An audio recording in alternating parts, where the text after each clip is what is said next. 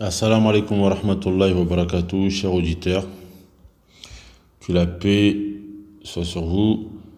Et aujourd'hui, j'aimerais réagir par rapport à un sujet qui a fait couler beaucoup d'encre. Alors, il y avait Tariq Ramadan. Il a été invité il y a quelques jours chez Bourdin et il a dit ce qu'il suit. Je vous laisse regarder la vidéo. Non, attendez. Vous vivez, pardon Tariq Ramadan, Non, mais vous vivez une double vie. Vous incitez dans vos conférences, vos éditoires, à la pudeur. Vous condamnez publiquement la sodomie. C'est vrai ou c'est faux?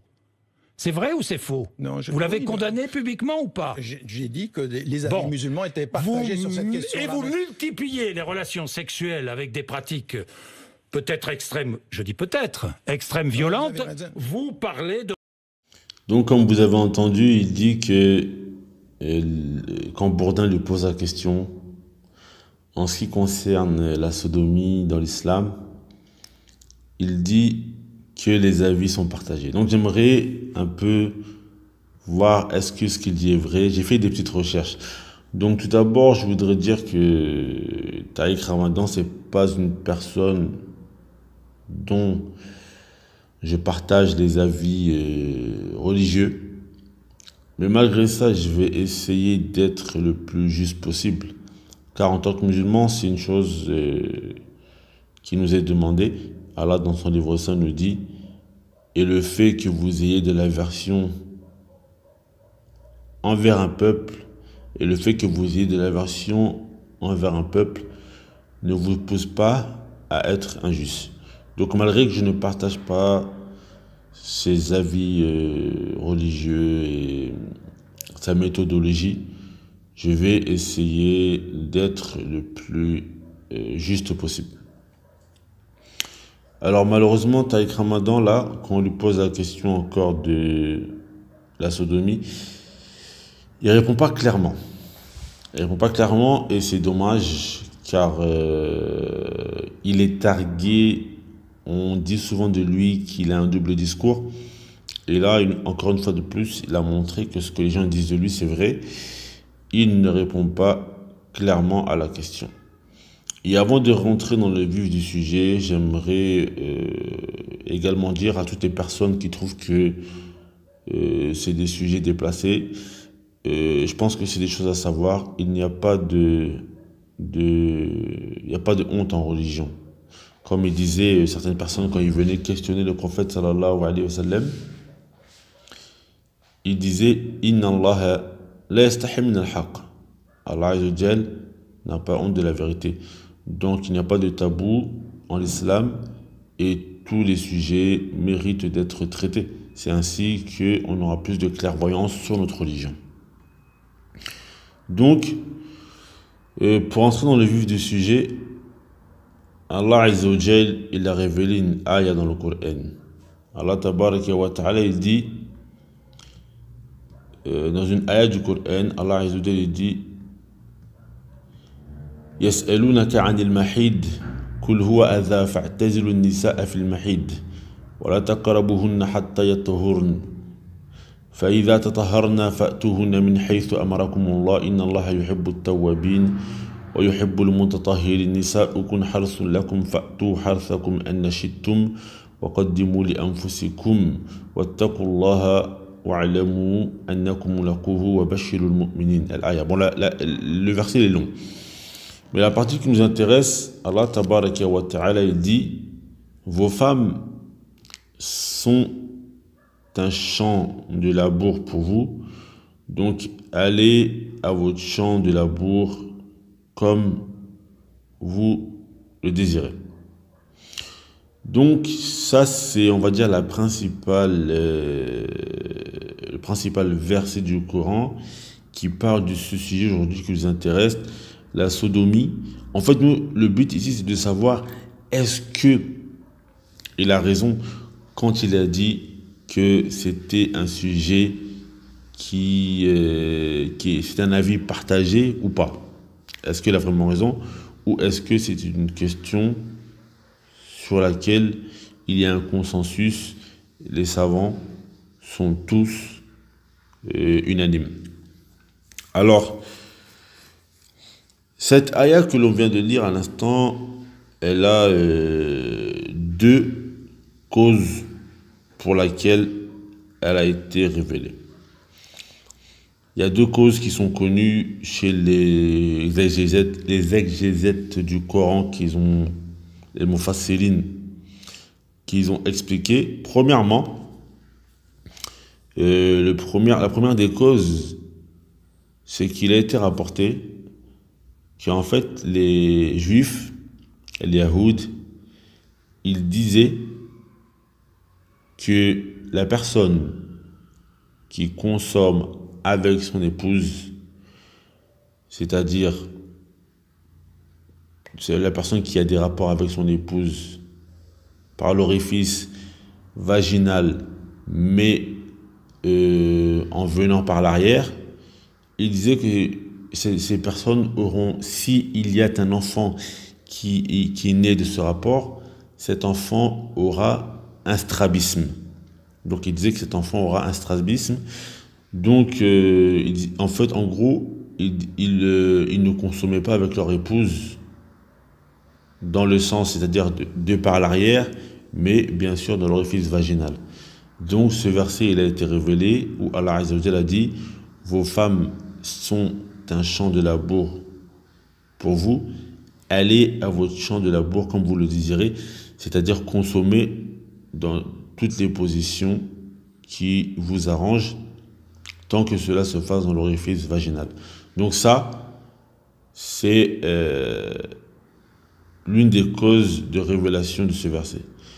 Il y a aussi une autre cause de révélation de ce verset qui a été apportée, c'est qu'en fait, il a été dit que al-muhajirin, c'est-à-dire ceux qui venaient de la Mecque et qui ont fait al-hijra, c'est-à-dire ils ont immigré à Médine, quand ils sont arrivés à Médine, ils se sont mariés avec des femmes de Médine, donc les femmes des Ansar. Et quand ils sont arrivés à Médine pour se marier avec les femmes des Ansar, en fait, les femmes des Ansar, donc ils ont commencé à consommer avec les femmes de Médine. Et en fait, les femmes de Médine avaient l'habitude de consommer d'une manière spéciale. C'était en gros que ils n'avaient pas l'habitude que l'homme vienne par l'arrière. Donc c'était quelque chose qui, on va dire, qui était nouveau pour eux. Donc ils se sont plaints. Et quand ils se sont plaints, au prophète sallallahu alayhi wa sallam, Allah Azza wa Jal a révélé ce verset. Donc, quand Allah Azza wa Jal a révélé ce verset, qu'est-ce qui s'est passé?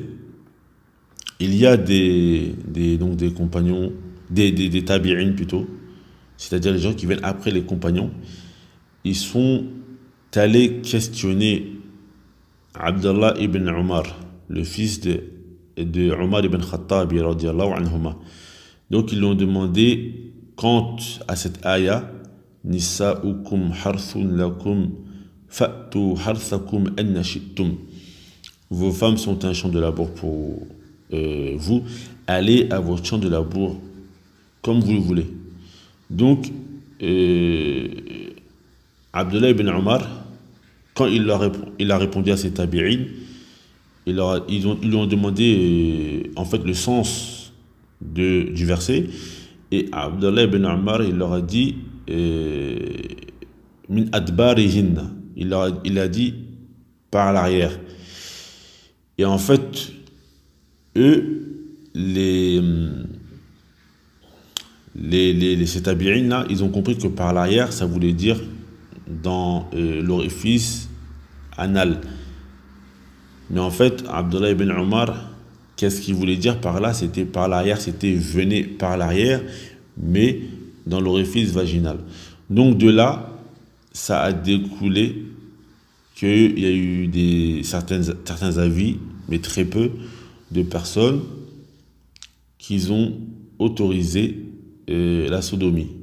Il y a eu des avis de personnes qui ont autorisé la sodomie.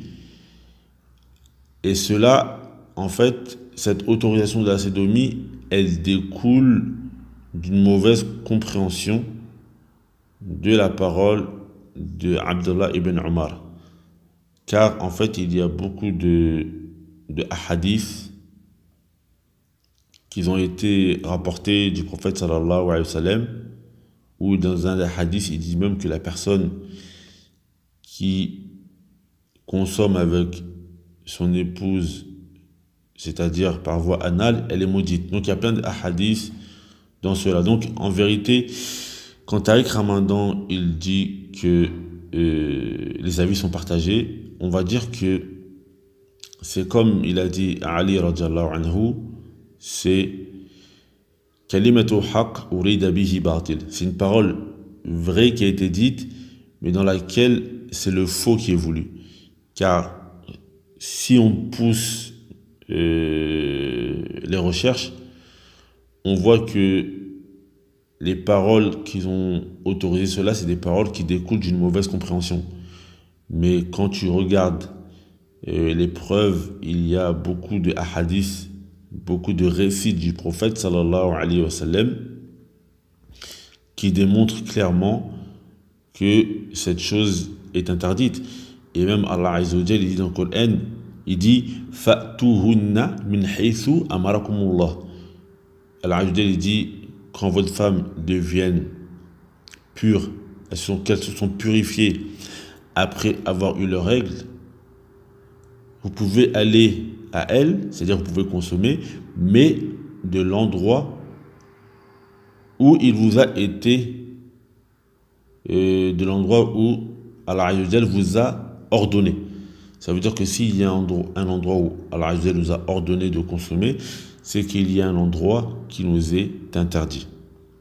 Donc, quand on regarde bien et que l'on pousse les recherches, on voit très bien qu'en vérité, il n'y a pas vraiment de divergence sur la question. C'est-à-dire que les hadiths et les paroles du prophète sallallahu alayhi wa sallam, ils sont clairs. Et Allah Azza wa Jalla nous dit وَمَا أَتَاكُمُ الرَّسُولُ فَخُذُوهُ وَمَا نَهَاكُمْ عَنْهُ فَانْتَهُوا. Il nous dit ce que le messager, le prophète sallallahu alayhi wa sallam, vous donne, ou ce avec quoi il vient, prenez-le, et ceux qui vous demandent de vous en écarter, écartez-vous-en.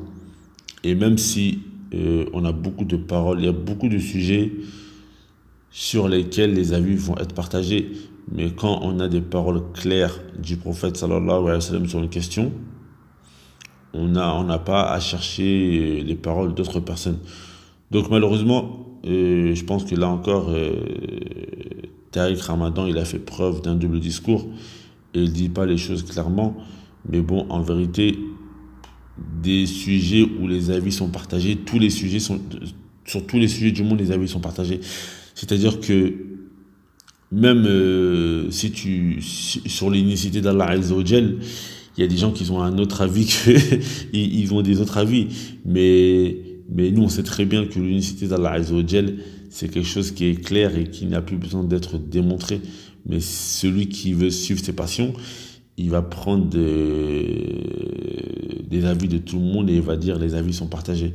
Donc en vérité, comme il a dit, et je le répète, Ali radiyallahu anhu, et Tariq Ramadan a dit kalimatu haqq, il a dit une parole vraie, urida bihi batil, dans lequel c'est le faux qui est recherché, car voilà, les avis sont assez clairs. Il y a une vingtaine de récits environ où le prophète sallallahu alayhi wa sallam démontre l'interdiction de la sodomie. Donc voilà, je voulais réagir sur cela, et en espérant que Allah Azza wa Jal nous guide sur le droit chemin. Innahu waliyu dhalika wal qadiru alayhi walhamdulillahi rabbil alamin.